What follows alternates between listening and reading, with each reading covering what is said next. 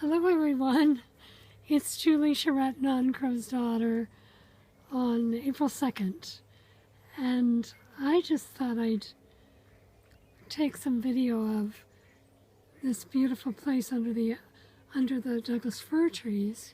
I think I made a video of this place in the fall, and now the spring is so beautifully emerging.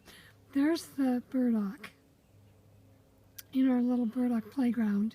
The burdock likes to grow under these Douglas fir trees. The roots are not really deep, but they're very potent. And also, the nettle likes to grow here. So I've been out just seeing what's happening out here, and I was thinking about this idea of the archetype of the fool and the idea of fearlessness.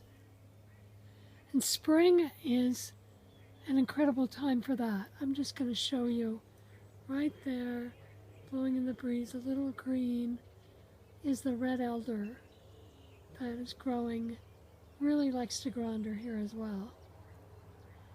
And I have discovered for myself this idea of being wild, being a little crazy, and what I mean by that is just doing what I feel drawn to do. And being outside, being in nature, breathing with nature as if I am nature. So not being with nature, like I'm separate, but actually being the nettle, being the Douglas fir, being the sunshine, being the birds, to actually be part of it.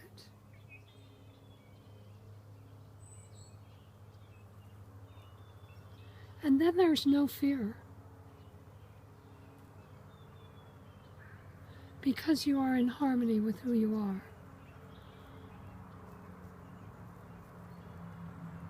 And it's a little crazy because we spend a lot of time inside. We spend a lot of time in front of our computers or our phones.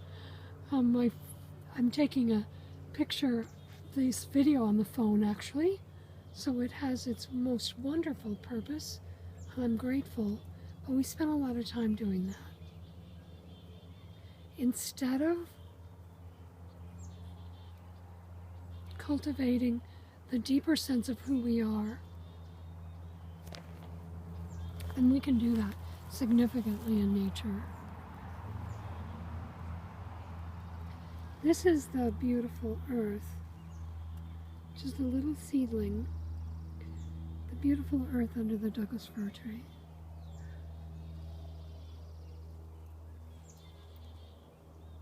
And there's a little bit of blackberry, our friend the blackberry. So I'm going to leave you with that, and I'm curious what you think and how you cultivate wildness and fearlessness.